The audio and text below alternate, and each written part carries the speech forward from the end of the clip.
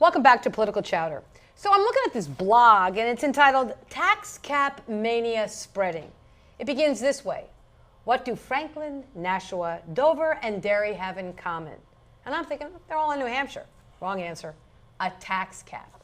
So here to discuss this very provocative issue that apparently is spreading across the landscape in New Hampshire are my following guests. We have Jody Reese, who is the publisher of Hippo Press. Welcome to the program, Jody. Thank you for having me. We have Tammy Simmons. You are the executive director of the New Hampshire Advantage Coalition. That would be me, and I'm glad you had me here today. It's a pleasure. And we have the former mayor of Franklin. Current. Mayor. Oh, you're the current. Oh, you're I'm the mayor. You know what? I was talking to Tony, and I'm thinking former. We have the current mayor of Franklin, Ken Merrifield. Thank you for coming. The honor's all mine.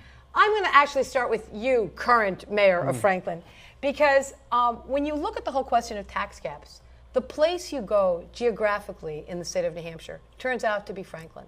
Right. And we were speaking just before you came on the set, and you said, Arnie, it goes back to 1989.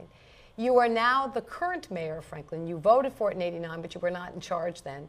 Tell me why you think tax caps is the right solution for local communities in New Hampshire. Okay. I moved to Franklin in 1987. I actually grew up in this area and moved progressively further north, moving away from Boston, and wound up in Franklin. And we had, one of the first years that I lived there, we had a 34% tax increase. And very quickly on the heels of that tax increase, we had a property tax cap proposed, and it passed by a 2-to-1 margin. I think what it does for you is it forces your elected officials to really become very creative and innovative, as they should be anyway, in controlling costs and delivering the best services possible at the lowest possible cost for your residents. Tammy, you're the executive director of the New Hampshire Advantage Coalition, and we're hearing from Ken that this is about really forcing local selectmen, city councilors, aldermen to be incredibly creative. I am looking at what people are paying with their property tax bill, and it's a lot of things that have nothing to do with aldermen or city councilors or selectmen.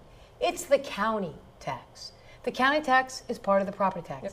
They have very little say about what happens. They get the bill, but they have very little say.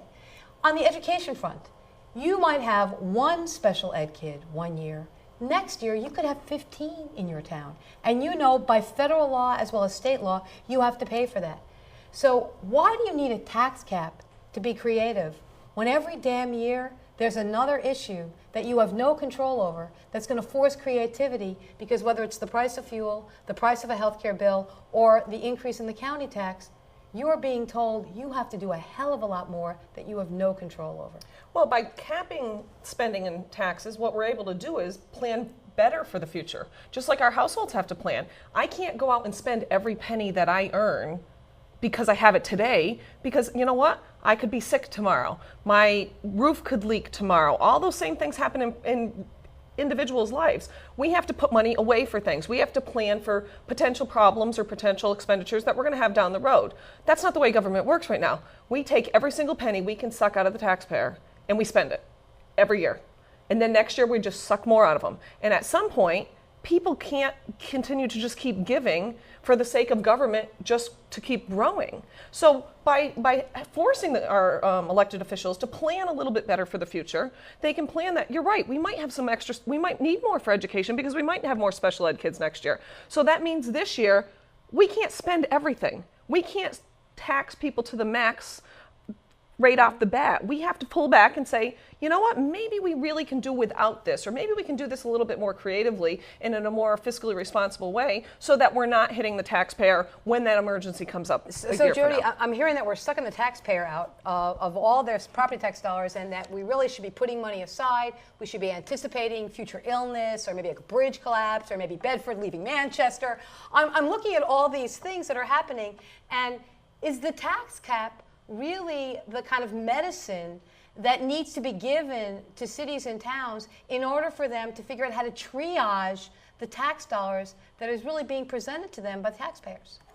Well, that's a complicated question. No, I mean, my feeling, and I don't disagree with your two guests here, that maybe spending is out of control. Maybe there's a problem with spending. I would argue it's a problem with how we deal with government nowadays. But the tax cap is the wrong way to deal with it.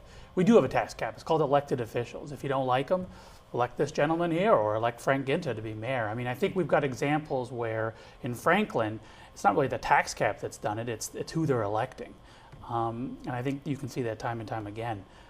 So, you know, what a tax Could I cap... jump in? Because I really... Yeah, you know what? Sure, go ahead. Because I think that you can see, even in the history of Franklin, you can see it demonstrated that without a tax cap, people don't do this. People who are elected to office don't do this. So it's 13 years leading up to the enaction of the Franklin tax cap, we saw an 8.5% average increase in property taxes. Right. So without the cap in place, they don't have the discipline. What about the quality of your schools? What about the quality of your I think we have services? excellent schools in Franklin. And how do the schools stand out when you compare them to the rest of the state? Are you looking at excellence? The Class M state champ softball team? Okay, well that'll get them a job and a CEO. Well, I mean, a softball team is not fair. You know But we that. send I want to every know about year- the high school Arnie, graduation every numbers. year. I want to know about the college graduation Yep. numbers. I want to know how you're dealing with special ed, because it's one thing to save taxpayers' money. It's another thing to look at the kind of quality results Every year you're we able send to present. every year we send kids to the military academies. We send kids to Ivy League schools, very successful students. The education, the quality of the education that is available in Franklin is exceptional if you will participate and go and get it. Okay, so you say that this is an option based on a student and parent's perspective. It may not Absolutely. be, in fact, the Any kind of educator education. I've ever known has always said that the key factor in success in education is the student and the parent. Those two factors matter above all else. Tammy, as you're looking at the tax cap issue, you're saying it's like families. But is government really like a family, or is government supposed to be something different from a family?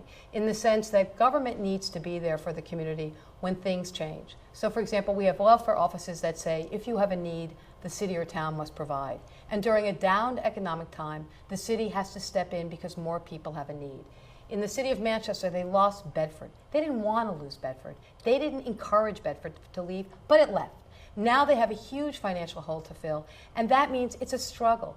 How does a tax cap address a changing economic scenario that ultimately means the city has to respond because, unlike a family, they're set up for a different purpose? Well, since you brought up the Bedford students leaving, a perfect example is we've known for years and years now that those Bedford students are leaving, and yet even this year in the budget, the school board's just like, oh my God, the Bedford students are gone. Well, did you not see that coming? And how many hundreds and hundreds and hundreds of thousands of dollars are we paying administrators and we elect school board members who are supposed to be planning for the future of our students in Manchester? But yet they don't even take into consideration that we're losing, upwards of 1,000 students. And that's not a surprise. That didn't happen overnight. They knew, just like Bedford planned for their growth, we should have been planning for our decline in students. We don't. That's not the way, it's just not the way people work. So Jody, is the tax